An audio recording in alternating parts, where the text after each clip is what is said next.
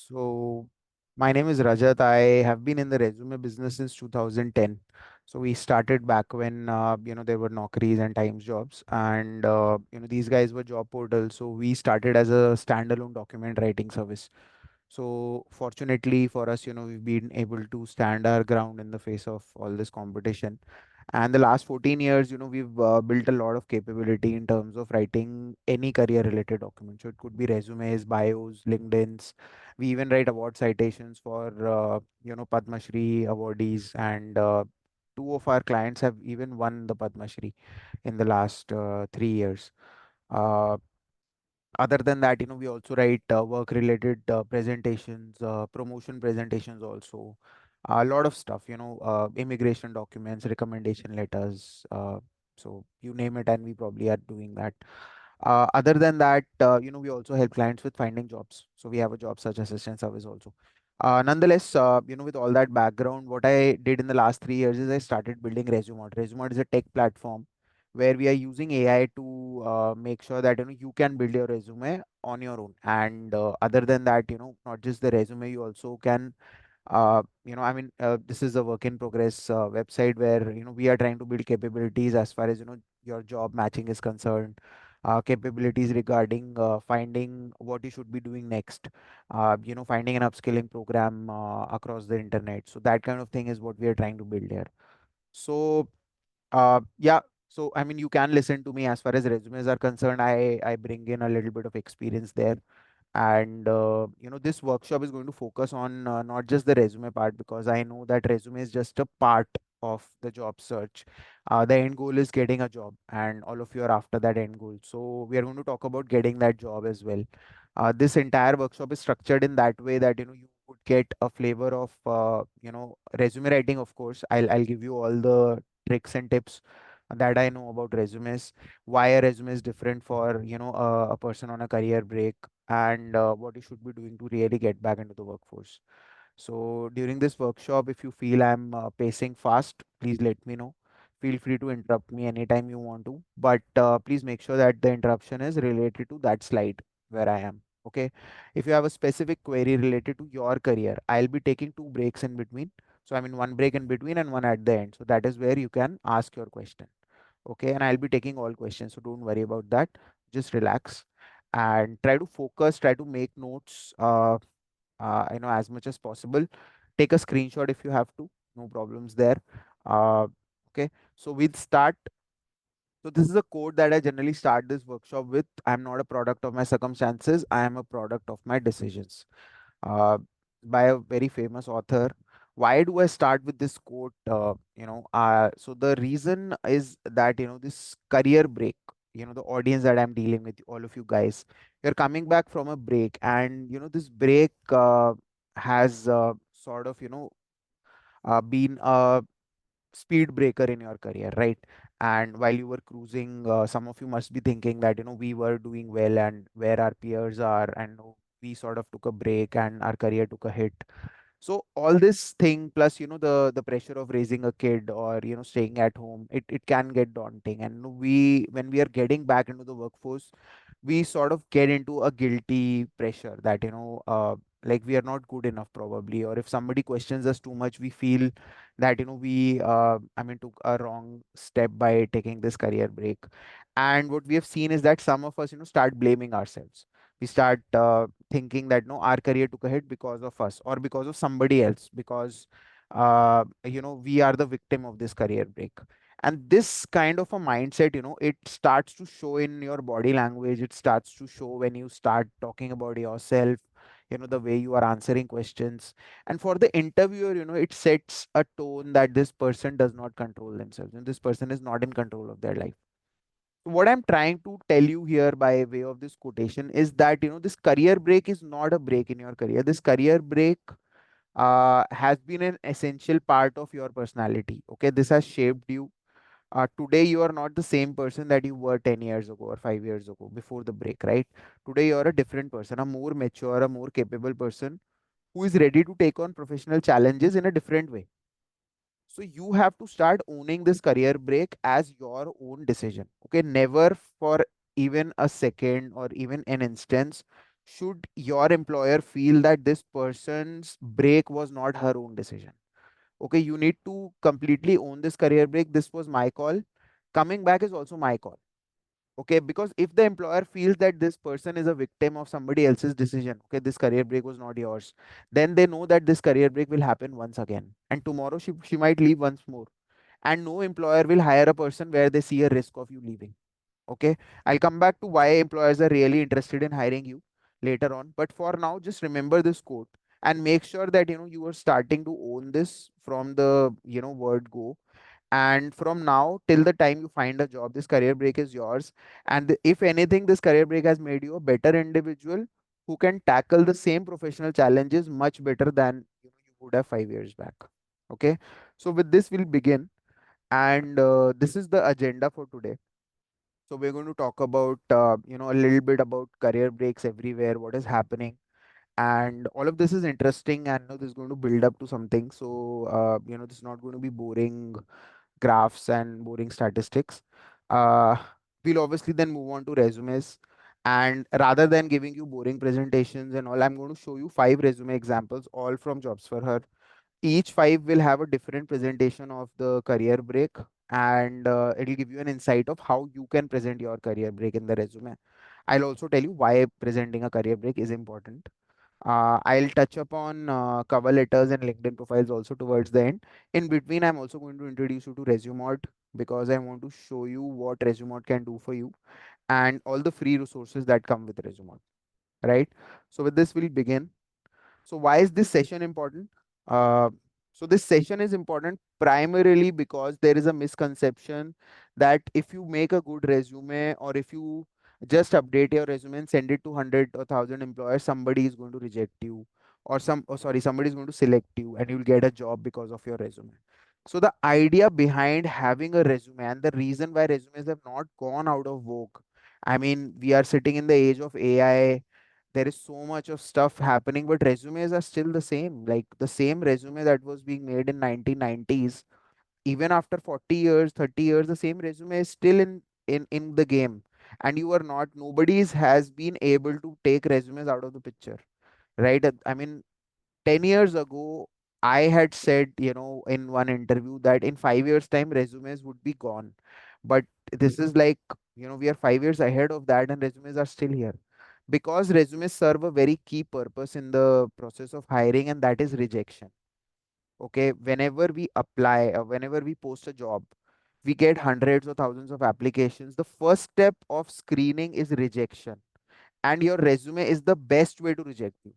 Okay, I can find any small silly thing in the resume and reject because that makes my job easier. Okay, the entire recruitment process is a series of rejections. Okay, the first step, we reject 95% of the candidates because of whatever reason. They are not matching the job, they are not matching the experience, or they have made some mistakes in the resume.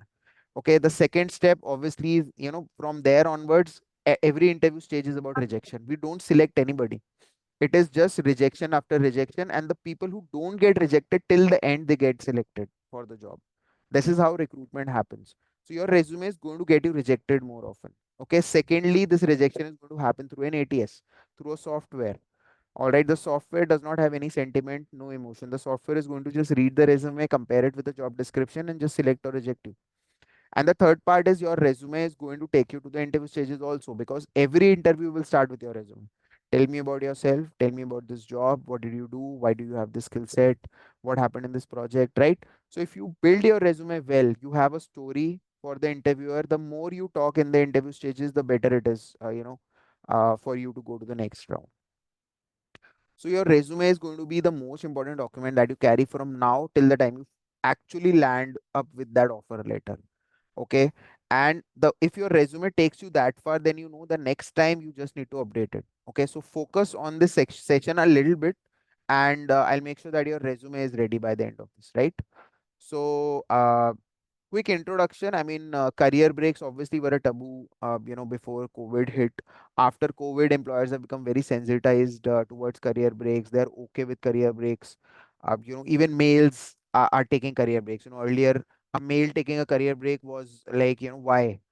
But today everybody is okay. Like, okay, there is a career break, fine, no problem. Like you were traveling, that's also okay. You were taking a break because of mental health issues, no problem. Everybody is fine.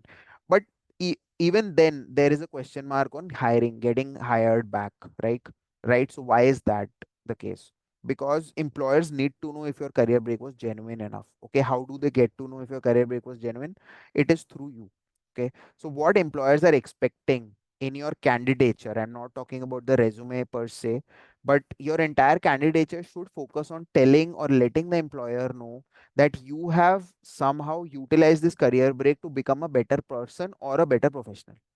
Okay, what the employer is getting by hiring you is a person who can do the job well. That's all. That is all the employer needs.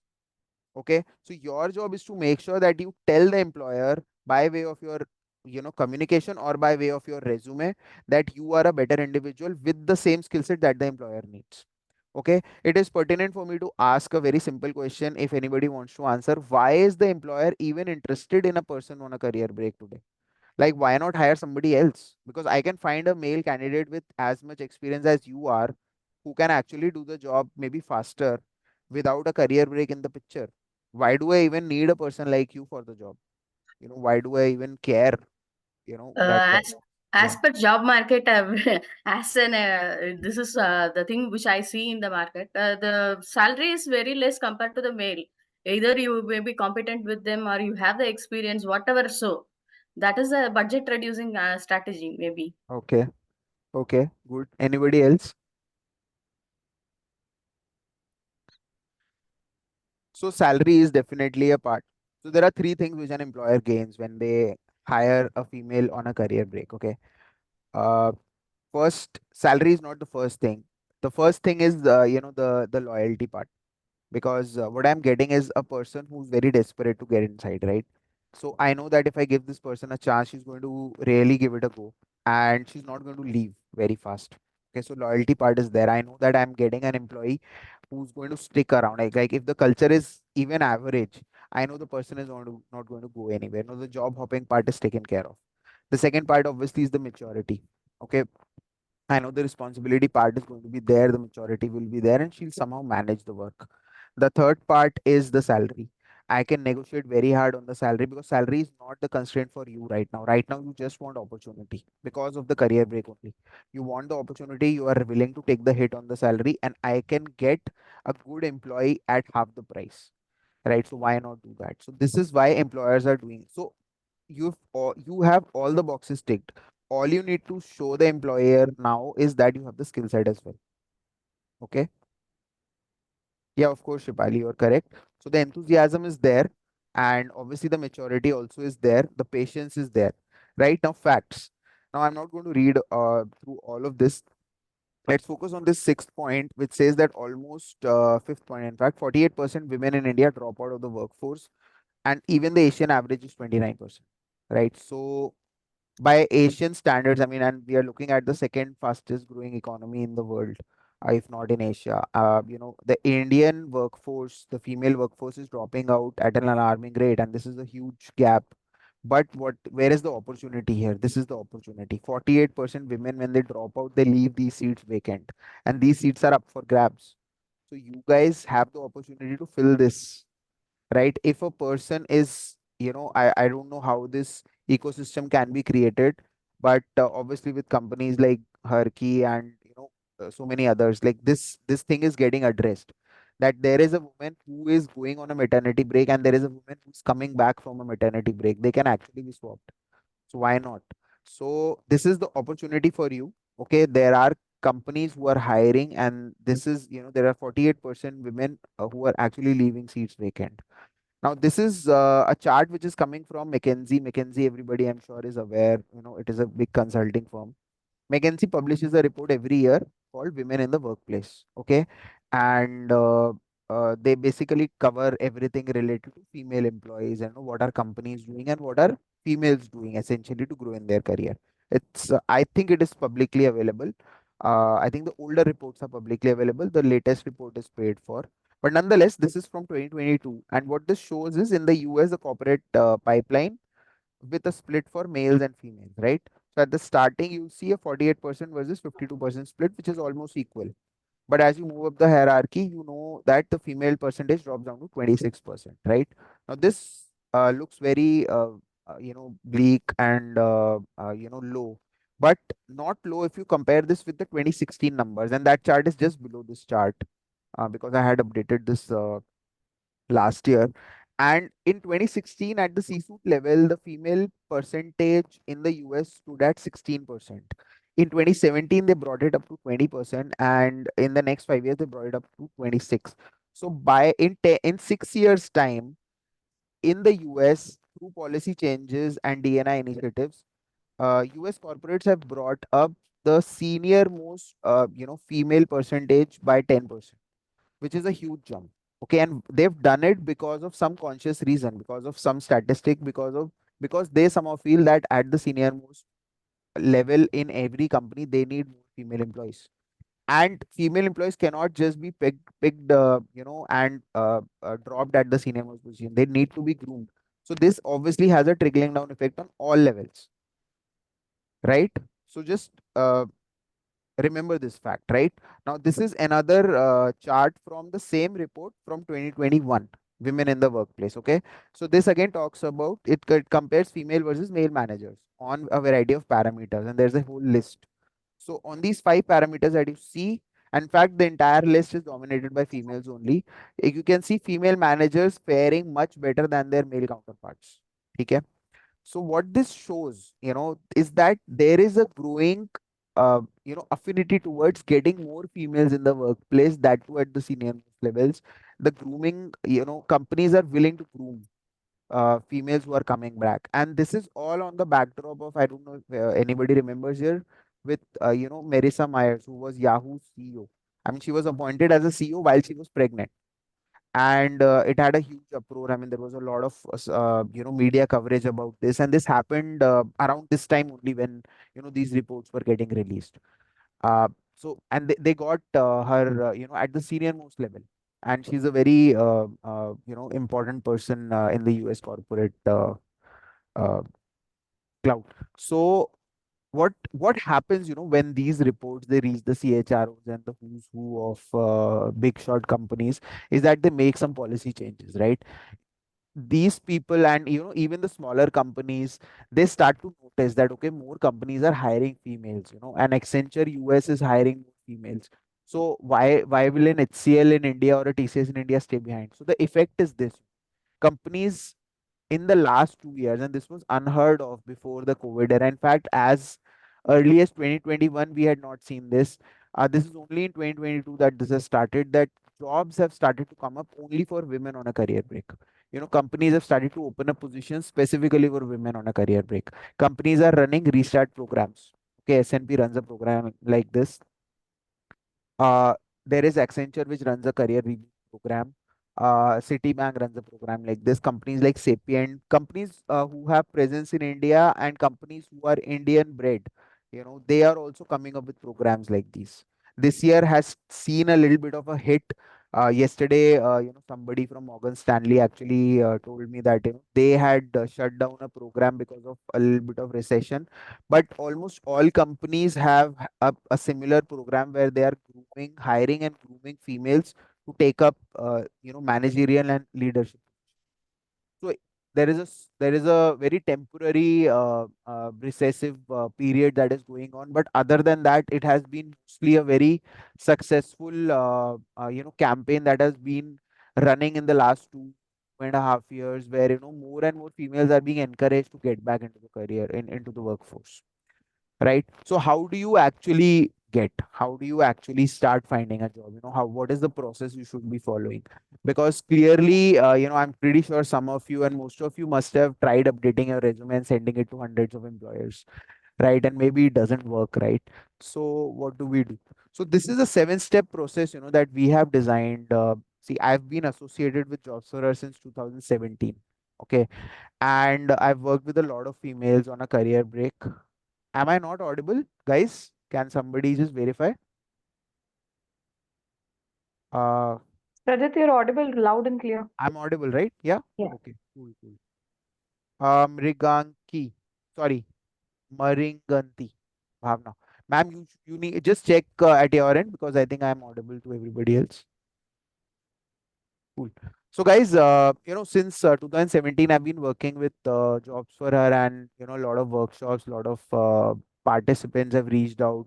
I've even hired, quite a few times, females, who've come back from a career break, and this entire process, we've made, sort of foolproof.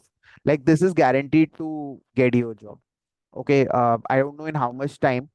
Some of you lucky enough, you might actually land an opportunity in 15 days. Some of you could, take up to 6 months. But this requires a little bit of planning, and I'll just guide you on at every step as to how you should go about it. But before we get into this process, there's an introspective question that you need to ask yourself. Hey, do you really want a job, or are you just bored? Okay, why is this question coming in? And this is not to offend anybody. This question is again coming from practical exposure, seeing how females behave, once they are back from a career break, what happens in the family. And, like I've been a part of this because my wife also had a break and then she rejoined. So this question is coming, with a very practical exposure, practical implication. What happens is that career break can be very daunting. Of course, staying at home in one place, raising kids, it can get very frustrating. And a lot of times what happens with some of us is, we really get exhausted and we just want to get out, right? And in that frustration, the first thing we do is, we think that we need to find a job, okay, so that we can stay out of the house for some time because it is maddening. And we update our resume and we start applying, and then suddenly, what happens is some desperate employer catches hold of our resume and they hire us because, they are desperate, we are desperate, right? It's a match. So you get hired, and in all that process, all that independence, all that excitement, you forget one thing, that the employer is also going to ask you to work. Right now, nobody is prepared for that. Okay, the family is not prepared for that. The kids have not seen you go to work. This is the first time they are seeing their mom go away, and the mom did not expect that. No, suddenly I am going to attend an 11 p.m. meeting, or I have a deadline at 7 a.m. I'll have to skip my child's parent-teacher meeting or something of that sort, right? And these things do come up, and then suddenly, everything crashes. You're not able to cope up with home, you're not able to cope up at office, and then you resign once again. Okay, and this has happened like so many times that, I mean, I had to actually include this question. So unless you have a support system ready, unless you know that, everything at house will be sorted, you cannot really move out and you cannot really start. So if you are at step zero and you are not yet sure, if this is going to be the right decision for you, then just take a step back, give yourself maybe 2 or 3 months, find a support system, get everything sorted, and then start the process. Okay, no point in getting into it and then getting out of it again, because the moment you step inside, the moment you start finding a job and you get a job, and if you resign, that just dampens your confidence. It takes a huge hit on the confidence. Okay, so don't get into this process unless and until you have a support system in place. Now let's assume everybody here has that. So we start with step one, and step one is not making a resume. Okay, step one is finding what kind of jobs are available in the market and categorizing them into different kinds of skill sets that you have. Okay, different sets of skill sets. Now what do you mean by different sets of skill sets? So you could have a core skill set which directly relates to what you were doing before you were on a career break. So let's say you were a digital marketer, or you were into sales, or you were into software development. So that becomes your core skill set, that okay, my core skill set is Java development, I know how to code in Java. So that is your core skill set. A secondary skill set could be anything that you've picked up during the break. Let's say you went and did a diploma, or you completed a course online, or you started doing something as a hobby. Let's say you started teaching. That becomes your secondary skill set. If you have multiple skill sets, then you categorize those skill sets accordingly. So you have a core skill set, a secondary, a tertiary. So that ways, you have, let's say, two or three types of skill sets. You find jobs related to all those skill sets and you create a kind of an Excel that looks something like this. Let me just share this. Okay, so for every skill set, you try to find 5 to 15 jobs, the keywords that come with those jobs, Okay, all the important keywords and the qualifications that they require. Along with it, probably, let's say, the experience that they are asking for, whether it is a work from home or not. Okay, try to create a chart like this. All right. Now, what happens is that, first things first, it gives you a glimpse of what our company is looking for. Okay, forget the resume part for a bit. If you look at the qualification chart, you'll get to know what has changed. Our company is expecting a new certification now. Let's say you are a software tester, and earlier there was a qualification called certification A, which you already have. But now you know that there are some companies which are expecting a certification B or a C as well. So it is prudent enough to go for this certification now rather than finding a job on the basis of this A skill set alone. Because if you go for that certification right now while you are on break, you will not only have gained a certification, you would just increase your opportunities as well, right? So if there is any qualification which you feel you've lagged, or if something has changed in the ecosystem, then you know that you need to get that skill under your belt right now before you start approaching jobs. So give yourself that time, 2 months, 3 months, before you move to the step number three. And the step number three then is getting a resume ready. Now, one resume for one skill set, that is the thumb rule. So if you want to create a resume for your core skill set, your resume should have all the keywords that you've noted down here.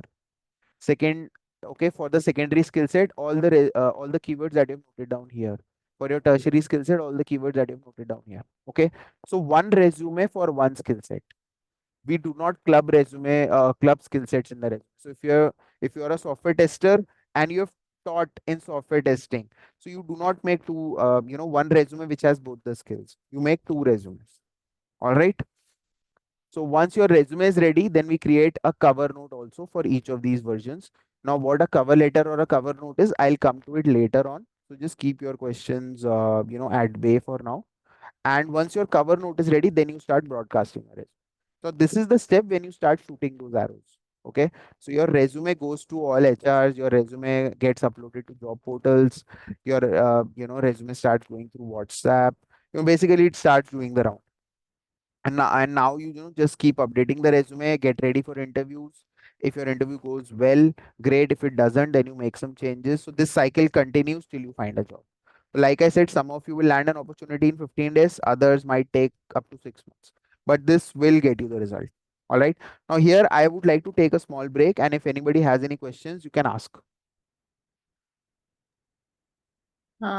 Sir, Vidya this side. Yeah, Vidya. Sir, you were mentioning core skill set and secondary skill set, right?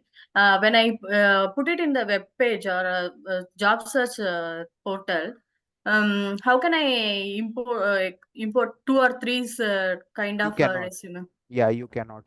So especially Then, on LinkedIn, you can't. So LinkedIn profile has to be a merger of your entire skill set or something that you want to show. So let's forget LinkedIn for now. I'll come to it later. On job portals, primarily everybody uses Naukri, and Naukri is a very outdated portal. But the problem is that nobody can actually replace Naukri. So the best way to address this is to create two different profiles on Naukri.com. One profile for one skill set, the other profile for the other skill set, and both the resumes need to be completely different from each other. In the primary skill set resume, you cannot talk about your secondary skill set. That is the rule. While in the secondary skill set resume, you can talk about the primary skill set. but the IDs and all, can I use the same ID for two? No, it will not allow. So you have to use two different IDs, and on one of the IDs, you need to probably put a mail forwarding or something. Okay. See, And if then, you merge, or mm, if you create, so like I said, Naukri is a very outdated portal. I mean, yes. surprisingly, with all the acquisitions that they do and the kind of money they have, the portal is not advanced at all. And it only relies on the form that you fill. Frankly, it doesn't even read your resume. Their parser also is very outdated. So even if you upload a resume, let's say for your secondary skill set, but in the form that they have, if you fill your, like, it'll always show chronology, and it'll always highlight the main skill that you have. So your secondary skill set job, you will never be able to find through Naukri. That is the problem. So you have to be very selective there about what you fill. And coming to the startup, Yeah. can we able to differentiate which are the startup company and which looking at the name or any codes which we can make No, out no, from them? no. It is very difficult to find if a company is a startup because there is no standard definition of a startup. No. Mhm. Yeah. See, essentially, startups are companies which are 5 years, yeah, or lesser than that.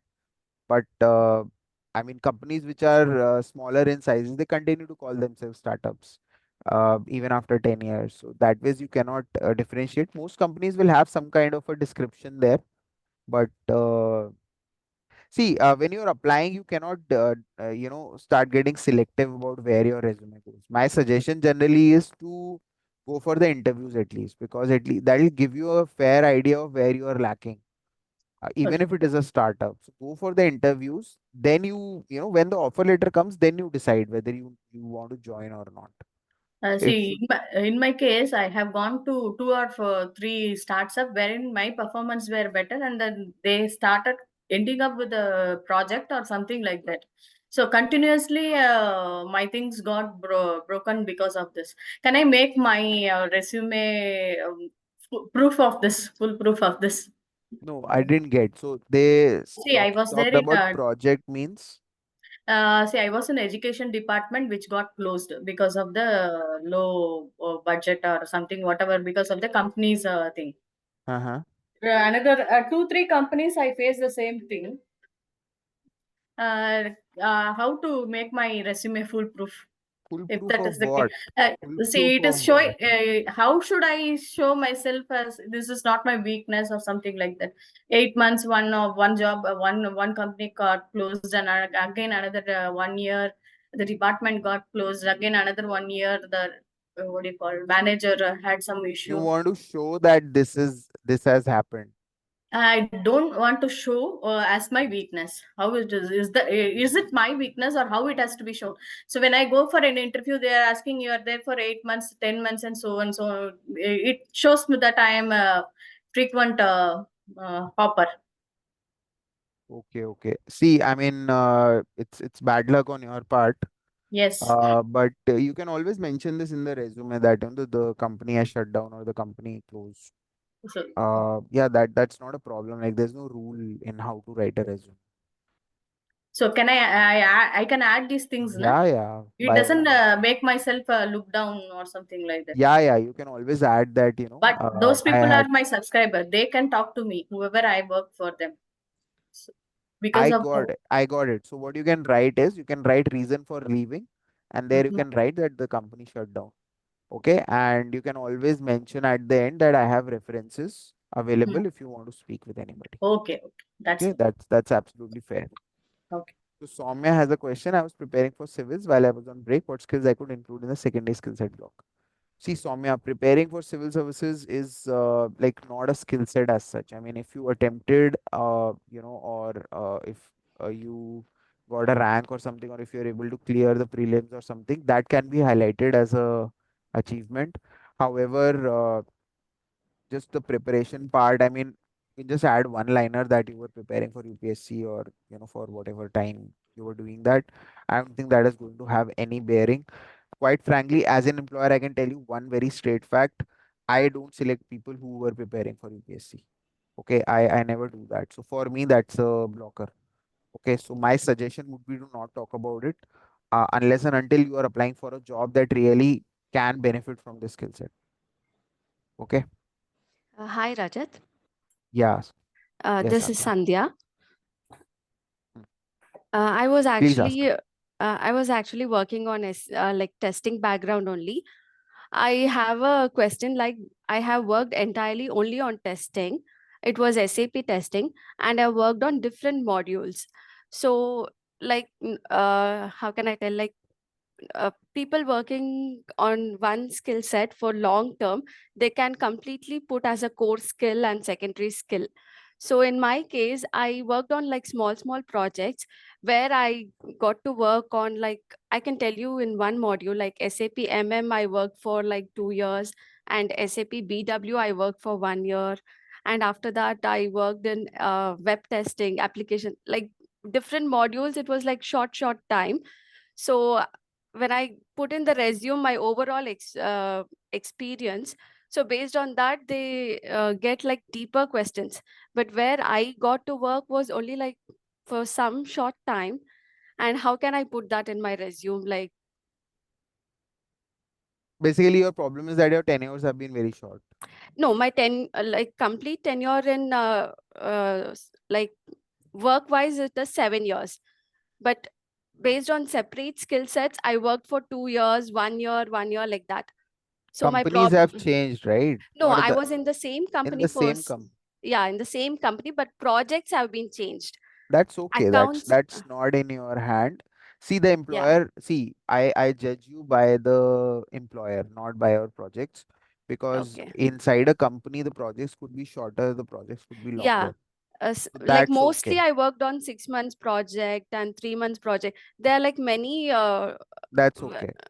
I don't think you should worry about it. Focus on the employment part.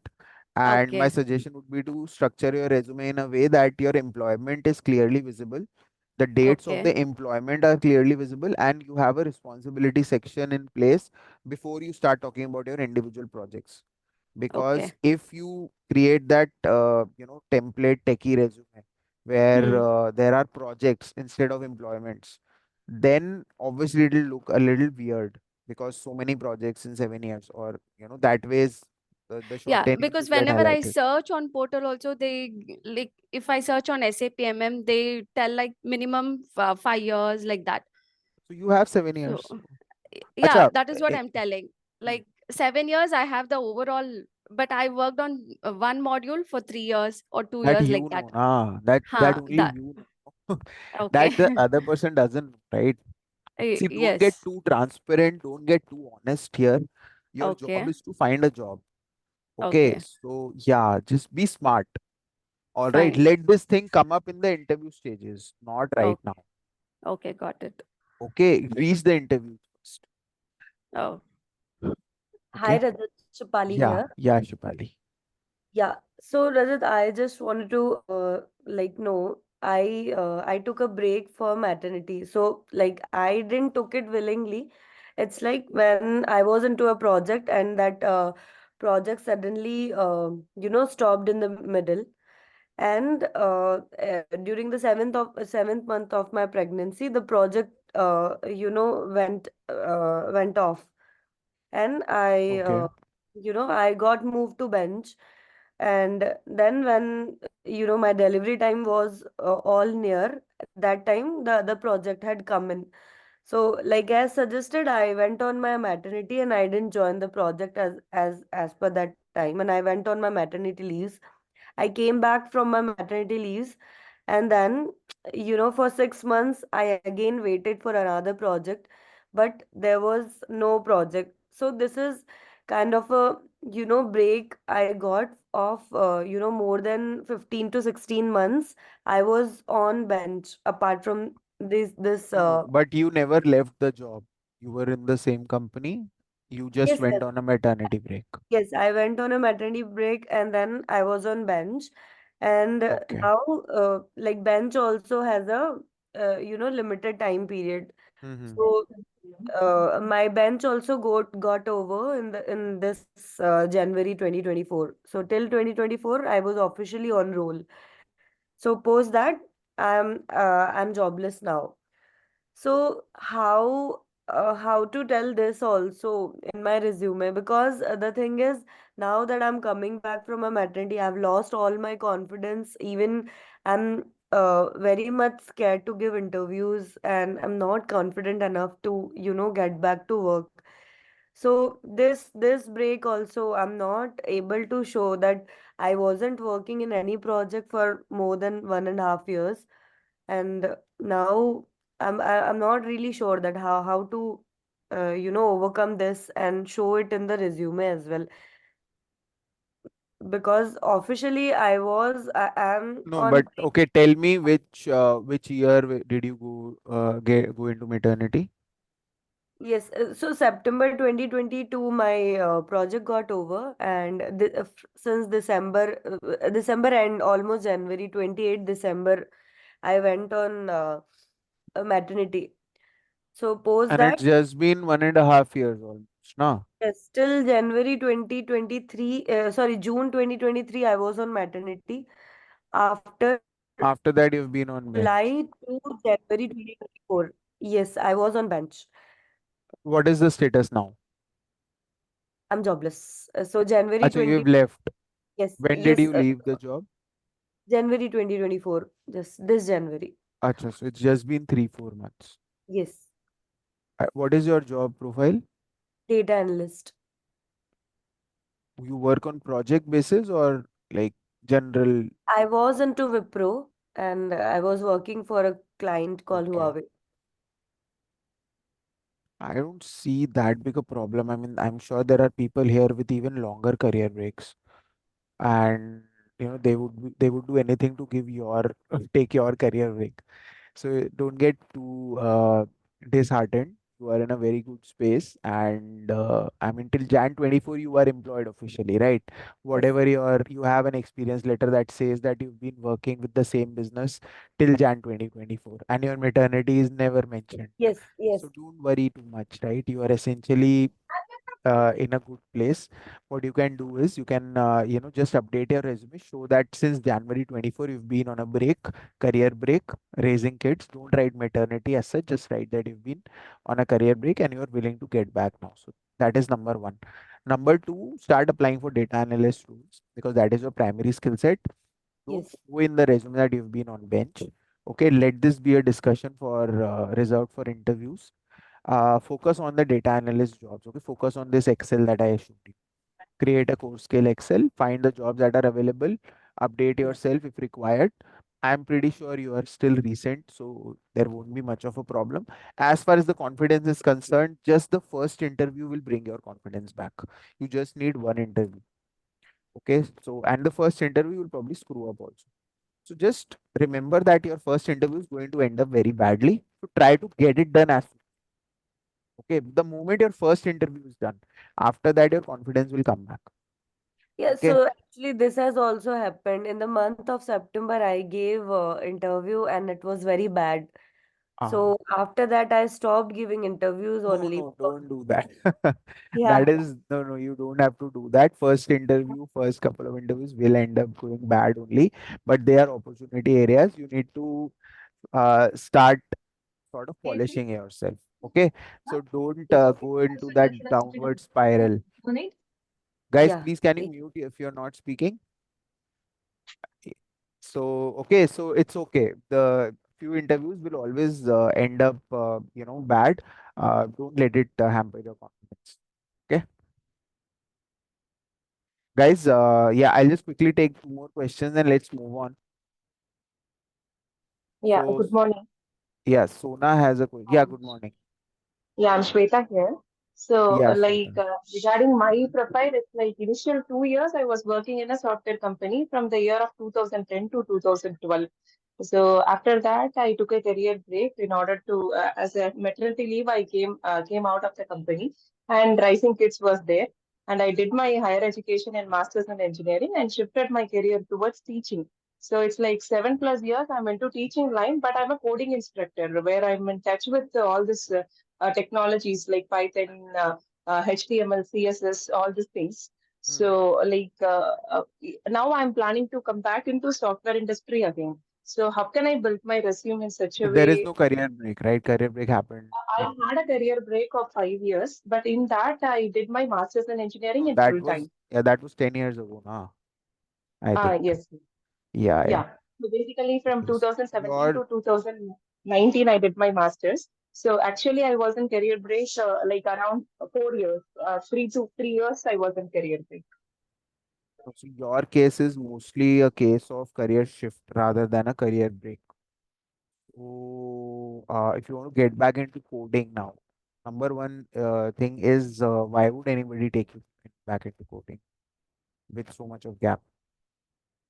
Have you tried to check the job descriptions? Make this Excel, okay? And I think we should have a column inserted here where it says experience, okay? And this experience thing It's is my what? voice. Yeah, please. Yeah, yeah, please. Hello, are you there? Ma'am, I can't hear you. See, the thing is, getting back into for software industry, the coding industry is such that they don't generally entertain people with long gaps, and especially females after a career break, they find it very difficult. So my suggestion to software guys is to shift to DevOps. DevOps is a field where you can do really well. There is a lot of demand. It is tangentially related to your software development, your coding, and you can actually find a good job, a high paying job in this, and it doesn't demand strenuous hours of coding. DevOps has its own set of challenges, but not as much as coding. Coding requires speed. It requires a lot of analytical thinking, okay, where companies are very wary of who they hire. All right. Nonetheless, fill this Excel up and it'll answer a lot of questions. Sir, I have experience in different field development, research, testing, backs about 3 years, altogether 7 years. I have gap of 6 years. How to exhibit myself well? So now I think we'll get to the resume part in a bit. I think that should answer some of your questions. Sweetie, I'm working in non-IT field as a data analyst, but I want to switch to IT field. What does that mean? Data is an IT thing. How can you be working in non-IT in data? I can you speak up? And especially okay, one more thing, please remember your Hello, sir. resume. Yeah, just 1 second. Resume is for this, not for the domain. So software testing for a BMW car or software testing for a software product, it still is software testing. So your resume has to focus on the skill set, not on the domain you are in. Okay, primarily that is true. Yeah, please speak up. Hello, sir. Sweetie here. Yeah, sweetie. Sir, currently I am working in a content writing field where I have to analyze the primary data and secondary data to make a project work. And I want to work in IT field. And in interview, they are asking that if Data, you and have, how are you calling yourself a data analyst? Data analyst is a completely different job, ma'am. okay, Yeah, see, data analyst is where you analyze data. In your okay, case, if you are in the content writing field, like yeah, what kind of data are you analyzing? There is no data as such. Are you uh, are you writing content? Are you writing SEO content or something? yeah, I am writing content No, for ma'am, the then you're a project of content data analyst. writer. Yeah, No, no, no. Then you are a content writer. You're not a data analyst. okay. I am hired as a research analyst in starting days. After that, I got promoted as a data analyst What because I am is working your on.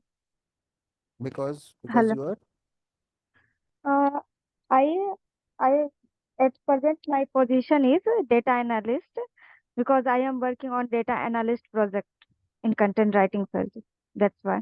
Ma'am, what does it mean? Data analyst project means you are writing content for data analyst. Yes, yes, yes. Ma'am, that makes you a content writer, not a data analyst. Okay, First of all, yeah, please. And secondly, you please work on this Excel. yes, Find out what are companies looking for as a data analyst. You will get okay, to know whether you have the qualification or not. Then I think your job is to get these qualifications first. Then you can okay, apply for data analyst. I don't think okay, you are a data analyst. You need to first, I think, check that. Guys, I'm going to move on now, please. Sorry, I okay, can't take more questions at this point. Let's keep the rest of the questions to the end of the presentation. So we're going to move on to resumes. I hope so far I've been able to answer most of the questions. Uh, this is how a resume generally should flow. Okay, I'm not talking about the format.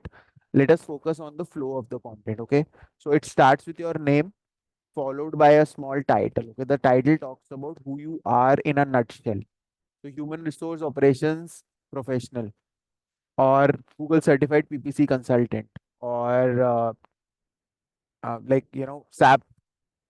SAP testing analyst, X Microsoft or X whatever. Like you can always include anything that you want to in the title, but your title should be less than one liner.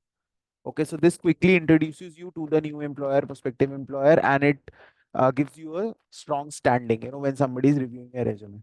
This should be followed by your contact details, which include your phone number, email ID, a LinkedIn profile URL, your location, and if you are a coder, then probably a GitHub address. Okay, if you want to, but not necessarily. All right. This is followed by a small summary, which quickly talks about who you are in a gist, what skill sets you bring to the table, and a one-liner about your career break. Okay. This is then followed by a set of skills. Now, this is a keyword list essentially for bots and ATSs so that they can scan your resume with relevant keywords. This should have only core skill sets.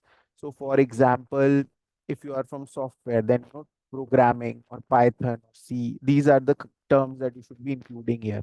Or if you are from, let's say, marketing, then you talk about digital marketing, ATL, BTL, or advertising, those kind of skill sets, all right, which should be present here. Then comes the employment history. This includes all your jobs starting from the present job all the way back to your oldest job. This also should have your career break mentioned because your career break is a break in your career. So this has to be a part of the resume. If you do not mention your career break, it'll look like a void in the resume. And two things. One, software will reject this resume because there is a gap.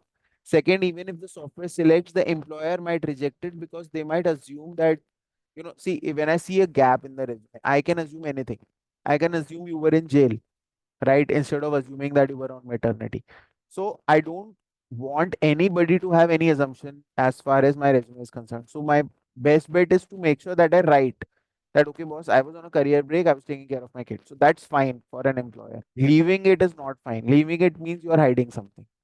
Okay. Thirdly, if you type in your career break, just like you're typing in all the rest of the details, including the tenure also, then that gives the ATS a chance to read the tenure as well.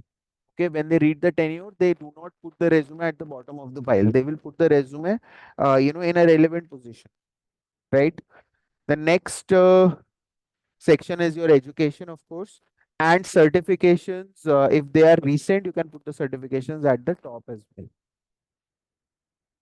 Now, instead of moving through these, I'm going to move on to some sample resumes. By the way, this is a ebook that all of you would be getting. This ebook talks about everything that I have spoken in this workshop, and it has some samples also. Okay, so yep, all of you would get this. Now I'm going to show you these 5 resume examples. So this is the first one, Prema LP. The title is very clearly visible. Software testing professional, simple, straightforward. Then the contact details are mentioned. After that, there is a small summary at the top, which quickly talks about all the skill sets that she has, how she started, where all she has traveled, and then, of course, a one-liner about her career break. Then the core competencies or skills section where she's talked about all the software skills or testing skills that she has. Okay, so this includes all the keywords that we were showing in that Excel sheet, right? Then a profile synopsis section. This is something which is not required these days. This resume is a little older, but earlier what we used to do is to increase the density of keywords in the resume, we would include a profile synopsis section. So essentially, it's an extension of this section, skill section. This just has skills mentioned in the form of sentences. Okay. Then comes the technical purview section where all the technical skills are mentioned. Then the experience section. In the experience section, as you can see, it starts with your career break, and there is just one liner. So there is no explanation about what the career break is about and uh, what all has happened.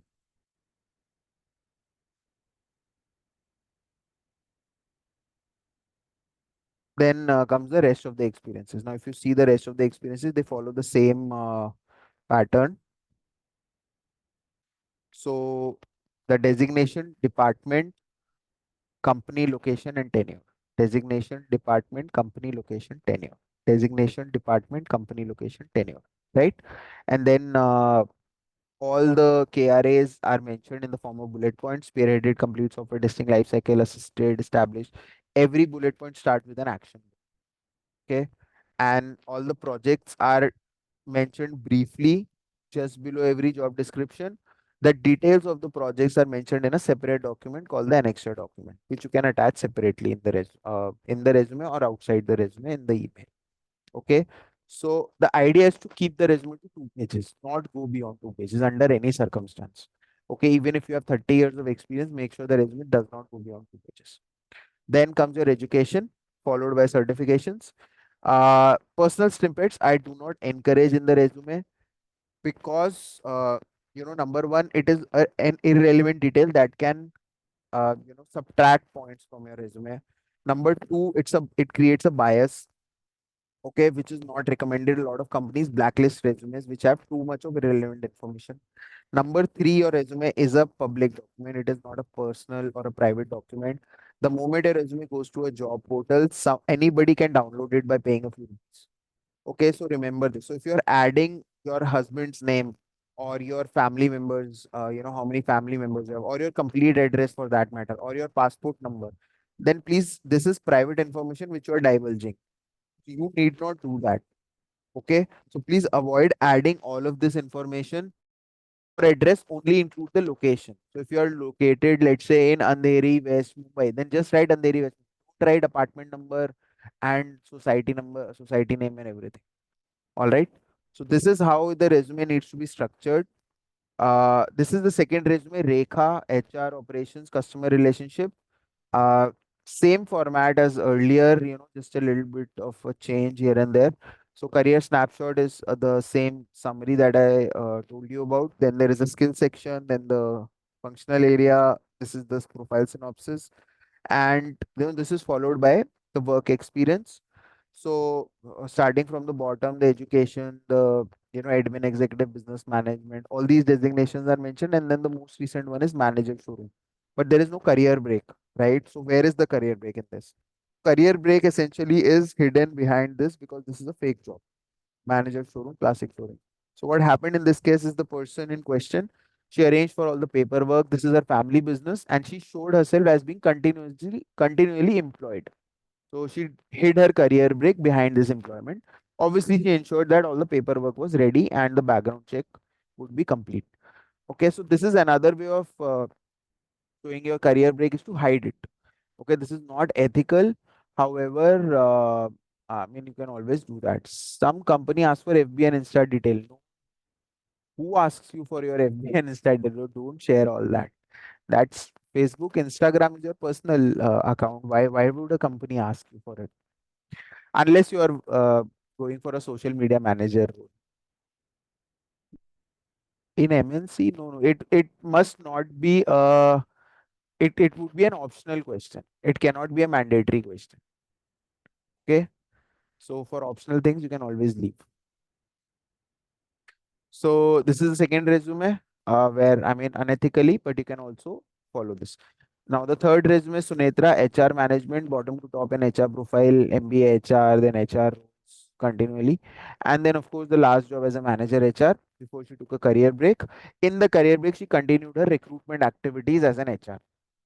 So right after, let's say, 6 months, 1 year, she started doing freelancing. So what she has done here is she's clubbed her HR consulting freelancing work with her maternity to create one single experience. Okay, so this is also one way to present your career break. Now these were all simple basic examples of how you can present your career break. The next two resumes are a little tricky, more planned. So this is Sanjana, good case. I think everybody should pay a little attention here. Sanjana started her work in 1993. Till 2003, she worked in admin related roles. Then she took a break for 10 years. In 2003, she started traveling with her husband, and for 10 years, she did not work anywhere. However, 10 years later, that is in 2013, she enrolled in an MBA. So this is where she decided that she wanted to continue working as an HR. So she enrolled in an MBA program, distance learning, in 2013. Remember, this is 20 years after she started working. So she was most likely about 42, 44 at this point. Okay, so this is when she enrolled in an MBA. She completed her MBA with an internship from GE Healthcare in Bangalore. Okay, in 2014, she completed her MBA. Even now, she did not find jobs for whatever reason, but she continued her freelancing also. She started writing content for some people. She also joined an NGO as a volunteer. She also joined jobs for her as a volunteer. So she kept herself busy. In 2017, she decided that she wanted to go for another shot at the HR job. So she started another upskilling program from IIM Calcutta in EPHRM. This is when she got this resume also made, and she landed an opportunity as an HR, by the way, okay, with this resume. So this resume then focuses on everything that she can do as an HR. All the HR skills are mentioned here. The rest of the resume is similar in format. Okay, so the reason I want to show you this format is because of the planning, not rather than the format and everything. So this is more for the planning part. So if whatever experience stage you are at, please remember that if you're skilling yourself, if you can show to the employer that you have the necessary skill set, people will hire. Okay. The next one is also a little tricky. Here there are two career breaks, travel to US, and a change of functional area also. So I mean everything that can go wrong has gone wrong here. So this person started as an HR. Then she traveled to the US. She took a career break for marriage. Then he traveled to the US. Then she started a job in the US. Then she took another career break in the US. Then she came back to India, started another job at the Volvo Group as an HR. And now when she approached us, she wanted to change into a BA profile. Now this is on the backdrop of a small BA 15-month role that she had done earlier. Okay, for whatever reason. So, but this was not a recent role. Her most recent role was as an HR with Volvo. So, how do we make the shift? So, we created two separate sections in the resume. One, a relevant experience section, and the second, an other project experience, other professional experience. In the other experience, we added all her HR related stuff, put it on second page. In the primary section, we added her BA role, which she did for 15 months. We highlighted all her BA experience here. Still, there was a problem because she did not have a recent experience. So what she did was she signed up with a startup, the start as a volunteer BA. Okay. Now the startup agreed to use her services and pay her only on a project basis, and in return they would also give her a project certificate. I mean a certificate of experience. So this counted as a recent experience, and she added this experience. So for the HRs, that was a validation that she's still working as a BA. So the rest of the resume was created as a BA profile. Okay, so all the skill set, all the expertise, everything is for a BA, right? So these were the 5 resumes I want to show you. I'm going to move back to the presentation before I give you a quick introduction on Resumot. So this is about quantification, guys. A little bit about quantification is that if you are talking about your bullets, your KRAs, add some metrics. Okay, take a look at this example. Developed an online marketing platform to improve search results and increase client acquisition. Versus developed an online marketing platform that produced top 3 search results, uh, 48% increase in search traffic, and $17,000 of increased sales. Now, suddenly I know the impact of your work, and suddenly I feel you are capable of delivering at my organization. So, try to add certain metrics, whatever metrics are relevant for you. All right. So, moving on. Uh, One more thing is soft skills. Soft skills do not get you hired. Okay, you are not hired on the basis of how compassionate you are or how a good problem solver you are. Okay, this needs to be shown by virtue of your job skills or your job KRAs. Okay, so make sure that you add only hard skills and core skills in your resume. Soft skills should probably be limited to maybe 2 or 3. My suggestion is to not include soft skills because they really don't get you any brown points. Okay.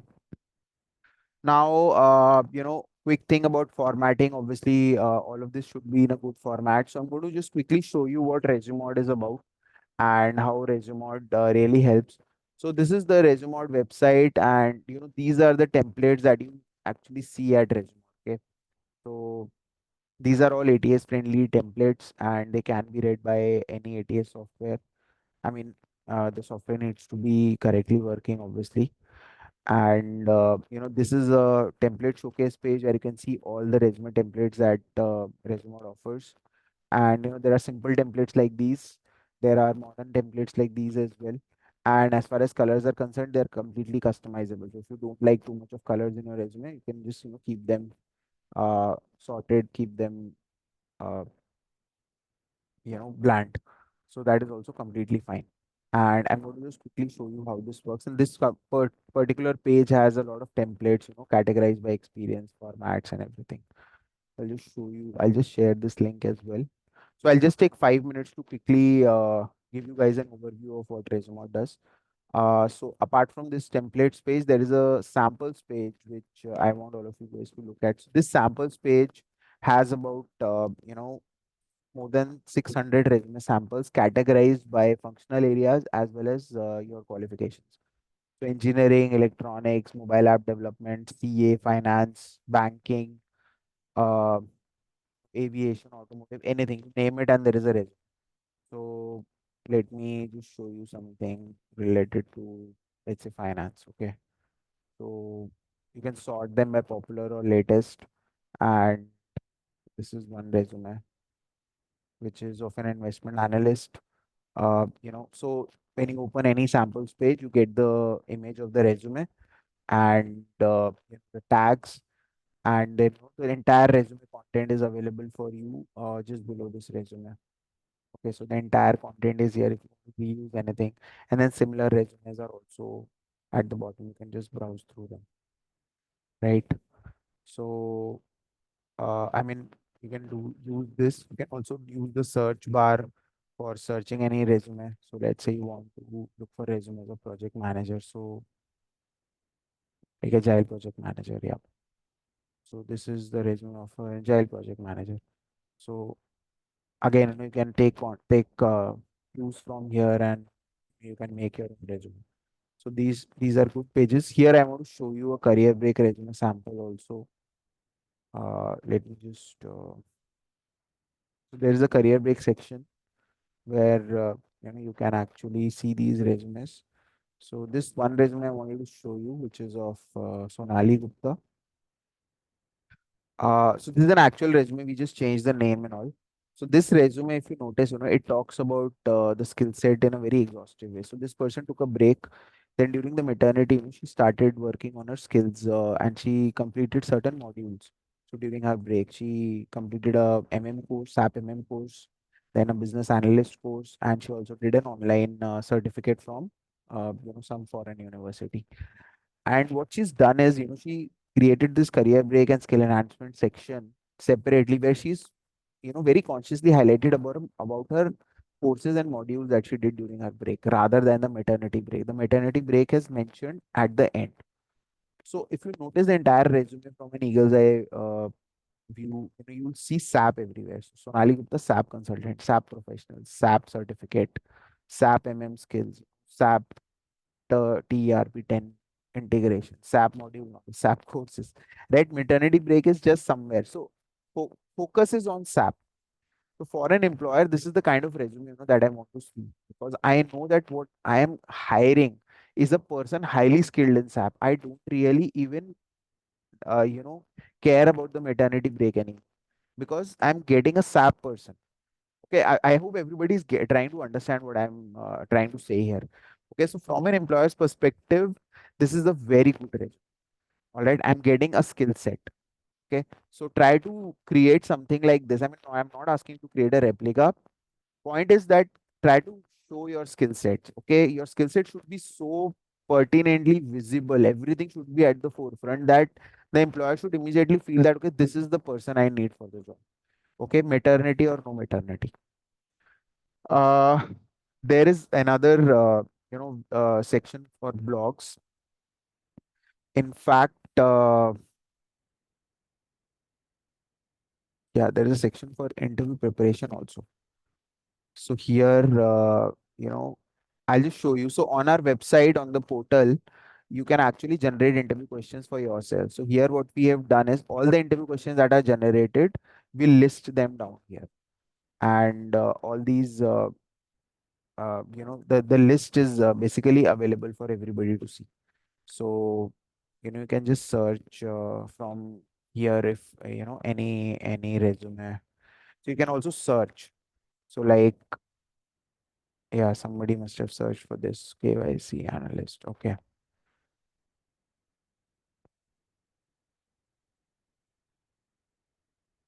So a lot of, this is again for you guys to see this. This has all, these are all AI generated questions. So you can actually see, and for some of them there are answers, some of them there are no answers, but at least the questions are visible. Then we have a blog. Okay, the blog again is very exhaustive. You can actually search for anything. So let's say career break you want to search for. So there is a job search tip for career break article. Okay, then you want to, let's say, know what computer skills should I add in my resume. So there is a blog for it. Then of course you can just browse around. So there are ebooks here, how to quantify your resume bullet points, how to become a project manager, 25 key strengths to make your resume shine. Okay, so a lot of things that you can start using. So this link again I'll share. Now I'll quickly just give you an overview of what resume looks like. This is our panel. You know, when you click on create a resume here, uh, here let's say you click on this my account or create a similar resume, it will take you to the this panel. And once you log in, it will give you this builder. So on the left side, this the builder form, on the right side the preview will appear. Okay, and there are three ways you can upload a resume. You can create a resume, you can create it from scratch, you can upload your present resume also, or you can just add your LinkedIn profile and it will import the data from LinkedIn profile. So all the three are available, all the three are free to use. However, I mean, for certain features you might have to pay. So one format obviously is free. So essentially resume is a free tool, you guys can use it to create your resume. So once you are here, it asks you for a job title, then your name, your phone, email address, and all. Then you can also take AI assistance here. So we have two AIs. One is Resume AI, which is inbuilt, and ChatGPT, which is integrated at the back end. ChatGPT feature is a paid feature, but the cost is not too much. So it's a very easy on the budget cost. So let's say you want to use Resume.js. So on the job title that you mentioned here, Resume.js suggests you all the bullet points. So let's say talent acquisition is already mentioned. You can also change it to any other thing. So let's say you want to write recruiter. So Resume.js will create, it'll give you all the bullet points that match a recruiter's job description. And these bullet points can be reused. So let's say you want to add something here. So just click on this. So this bullet point gets added, right? You can just add it here, go back to the preview, and the preview would show this bullet. Perform searches, right? This bullet has appeared here. Now, if you want to, let's say, you're not happy with this, you can click on this rewrite with AI feature, and this will reframe the entire bullet section. Okay, it'll give you a new set of bullets, or maybe rephrase the entire thing. Then even in the employment history, the same features are available. You can either take help from the AI assistant or you can rewrite this. You can even take help from ChatGPT. So if you click on ChatGPT here, it'll ask you for a query here. You just generate a query, generate a response, and ChatGPT will give you a summary, a set of skills, and a set of resume bullet points also. Okay, the skills can get added here. You can just add this or remove this and rate your skill set here, right? So again, a great, very fast, very easy to use. And go back to the preview, and you can generate a full screen preview. So this resume is downloadable as a PDF. You can also download the ATS friendly Word file. You can generate your interview questions also here. You can also do a job matching. Okay, job match feature will come very soon. You can also customize your resume's text, colors, the format at the click of a button. You can just click and the format would change. Okay, without you trying any hard. This is a new format for the same resume, and you can just download it. Okay, so very easy to use, and then again you can create a personal website also. This is again a free feature. uh I'll not get into the details. So this is how a simple website appears. It's a V card actually. So it has all the links and a link to your resume, and this summary is taken from your resume summary itself. So a very easy to use link that you can use, and this is the link that is generated. So yeah, this is basically all that I wanted to show you here, and you can always check for updates that we have launched here. Nonetheless, I'll move back to the presentation, guys. So resume writing do's and don'ts. So do's I have mostly covered. Don'ts. The first don't is not necessary to paste a photograph. So a lot of you might feel that photographs are necessary. but photographs are only required for jobs which are in a front facing capacity, where your job is as a front desk executive, or you're hiring for a cabin crew role. Otherwise, you don't need to paste a photograph in the resume. Secondly, like I said, don't go beyond 2 pages in the resume. Don't mention personal details. Don't write a declaration. Please name your file properly, and don't write long paragraphs. Please don't write hobbies unless you're absolutely sure that you will be able to answer all questions related to hobbies.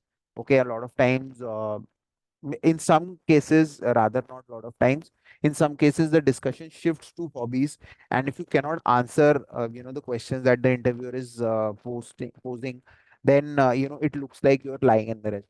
So, be careful about hobbies. This is everything about resumes that I wanted to discuss. I'll quickly, share my thoughts about cover letters and LinkedIn profile. So, what exactly is a cover letter? So, cover note or cover letter is essentially a handshake document, the job of which is to introduce you to somebody who's going to view your resume. So, you always remember, if you send somebody a resume over WhatsApp or wherever, even email, nobody is obliged to download your file. Why should they download? Why should they open it? Okay, nobody is going to do that. So always remember that for somebody to do something, they should have an incentive.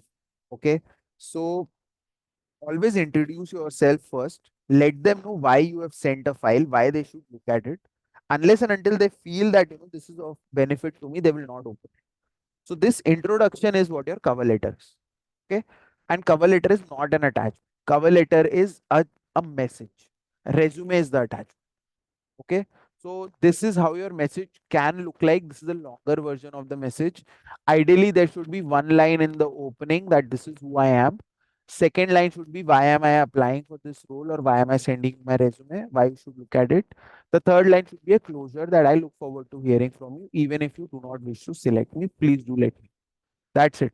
This is how your cover note should be structured, and it should be a very small, three-liner probably. Okay, especially when you're sending your resume through WhatsApp or LinkedIn. All right. Any question about a cover note? Like, it's a very basic, straightforward note.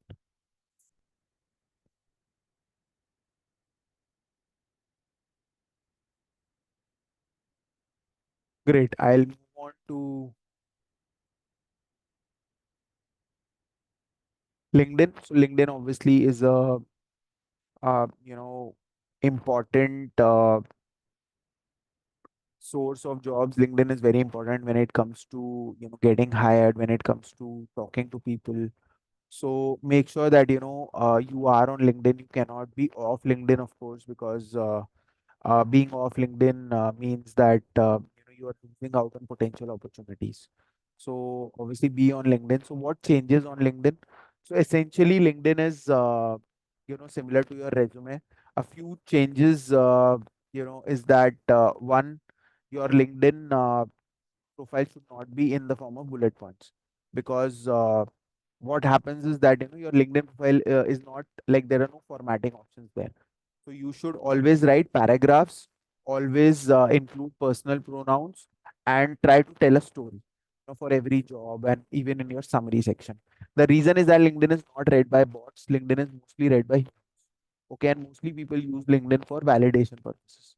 So okay, so don't use bullet points. Always include a photograph. Fill in your career break details, because LinkedIn gives you that option. Write a summary. You can write a longer summary, because LinkedIn gives you a longer space to create a headline, or write a longer summary, so you can use that. And yeah, the rest of the section, like education and skills, can be taken from the resume directly. Okay, so that's about LinkedIn. And yeah, final slide. So like I said earlier, focus on yourself, be very confident. Okay, don't get into that guilty trap where you start questioning yourself because somebody is not hiring. That is not going to happen. If you start feeling guilty, or if you start making yourself a victim of this career break, then nobody is going to hire you. You have to be very strong, and don't be scared of interviews. Okay, go and give as many interviews as possible. I mean, at least give 5 interviews before you really decide that okay, something is wrong with me. Okay, not unless you've given 5 interviews. And I'm talking about interviews, not screening. Screening is done by the lowest level of HRs who have no idea what a resume is about. Okay, in fact, like I said, screening is now getting done by AI. So, like, don't feel disheartened if you're getting rejected by an AI, by a software. All right, be very confident of yourself and try to utilize the new job portals that are coming in. And obviously, there are other ways to apply for jobs. You can go to company websites directly and connect with people on LinkedIn as well. That's about it. If anybody has any questions, you can just ask. If you want me to go back to a slide, you can let me know. And yeah, just feel free to ask anything you want to. We have, Yeah, I think, hello, sir. 5 minutes. Yeah. Yes, yes. Can you hear me? Yeah, Ankita. Okay. So, yeah, sir, I have 3 years experience, but it is a freelancer. So how can I showcase it? I have Three worked as a years as a sales executive. freelancer. Freelancer Yeah, in what? sales executive. You are a salesperson and freelancing experience is also in sales. Yeah, exactly. So I worked for 3 different companies, for 3 years. But this is as a sales executive. So how can I showcase it? Because I don't know which date to mention. Starting and ending. So this is So bit do you have confusing. certificates from these people that you worked for them? Yeah, I do have from 2 employers. Currently, I'm working for one No, but Instagram. those employers don't, like, those certificates don't have those what do you say, dates mentioned. Uh, they do have a date. Yeah, they do have a date, but I don't have the salary slips. Because the No, payouts that's got okay. Salary and all, that's calculated. fine. You can always show them the bank statements. But whatever dates are there in those certificates is what you should be mentioning. Okay. Alright. So Okay, it and works as a work experience, right? I mean, yeah, yeah.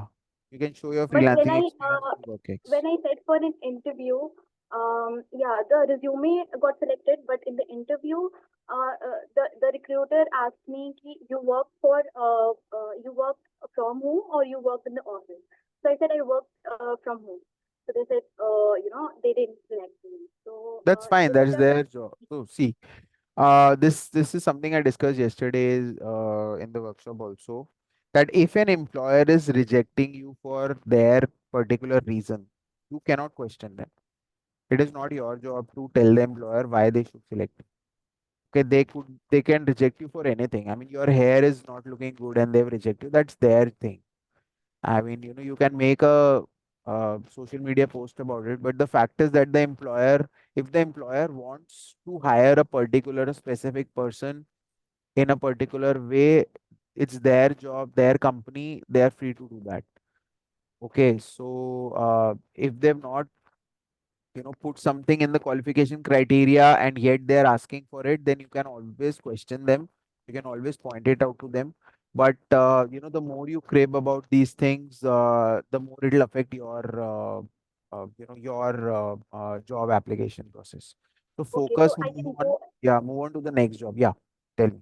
I can go ahead with the 3 years experience I Yeah, have. yeah, yeah. That person, yeah. See, don't change anything based on one person's feedback unless somebody is genuinely giving you a feedback that okay, this is something which is not encouraged, so please change it. Unless that is the case, my suggestion would be to, on the basis of one employment, do not change anything. One interview. Okay. In my Thank you. opinion, freelancing experience counts as an experience if you have a proper certificate also to show. Then by all means, you should put it in the resume. You can create a separate section, freelance work experience section, maybe if you want to, but you should Or always I have do that. have certification. Great, then keep applying. Thank Okay.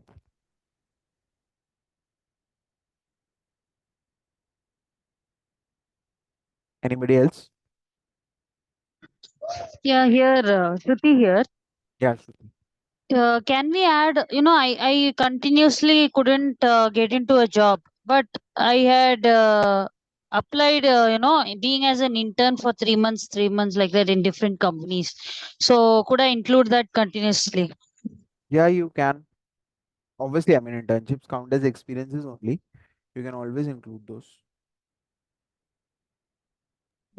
Thank you. Okay. Being a teacher, will it add a negative mark when I go to corporate, when I add it in my resume? Now, what is the context? See, What when you say corporate, in what capacity? okay, let me say my background then only. I am an Yeah. executive assistant. Okay, Okay. I have as well as a computer teacher, Okay. as well as a sales and marketing professional. These were my background. So Okay. I were doing such kind of job for the past 15 years. I never took break, but wherever I get and my passion passed me, I used to go there. See, now while coming to applying for a company, my 6 year experience of a teacher, will it become a gap or Which I job are you applying for? executive assistant? I have done project management, so I want to combine my technical knowledge as well as soft skills to that position. Teaching is not relevant for this position, no. So can I leave a gap there or how it has to be? 5 years, it is not a small term. From which year to which year? Mm, I think maybe 2007 till 7. I was a teacher. Okay, so it is not recent, no. Not recent. Recently, You can I leave it. You okay, can leave it. Anything beyond 10 years can be left in the resume. beyond 10 years. Okay, okay. Yeah, yeah. That can be Okay. left safely. See, if it is not recent and somebody else employed you after that, then it doesn't Okay. matter. Okay, okay, fine, fine. That's great. Okay. Thanks, sir. Okay.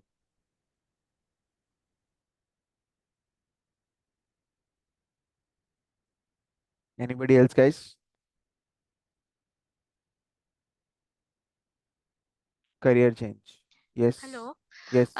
Like I previously, I have done my biotechnology background.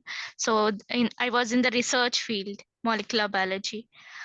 Then after that, I took a break of 5 years for marriage and the kid raising. Mhm. And now I want to shift myself into data analyst or something like that. From molecular biology to data analyst. So I'm coping up Data with analyst the of what? Like data analyst in the biology sector only or some no, no, no, anything? no, anything. IT See, ma'am, these are side. not related fields. So you will have to start from the bottom. And From it the is, scratch. Okay. I know. And see, as rosy as it sounds, companies do not really, I mean, they'll not really be motivated to hire a person with, let's say, 10 years or 15 years of background as a fresher in a new field. It's very unlikely. Yeah. Everyone who's listening here, please, yeah, be very mindful of which sector you're going into. See, everybody is running after data, everybody's doing data science course. I mean, please understand what companies are looking for. Okay. In rare cases, you might get hired. I'm not saying it is unheard of. You might get hired if you're exceptional or if your interview goes really well, or if the company really has liberal policies or they're running a restart program. Yeah, we are. I want to start from the scratch, like How as a much fresher overall itself. experience do you have? I'm starting from now only, like No, no, just overall now. I'm experience. overall 4 years. Acha, okay, so you're still young. No problem, you can do this. Go ahead. But you'll have to go through an upskilling program and maybe do a couple of internships before you can expect a decent company to hire you. I mean, if that Okay. happens before an internship, you'll be really lucky. Okay. Okay? Thank you. Okay. Yeah. But it can be done, right? They might be Yeah, I mean, considering as a age fresher is in itself. your It's favor. Yeah, yeah, age yeah. is in your favor, so you can give it a shot. Okay. Okay. Thank you. Thank you so much. Okay, okay.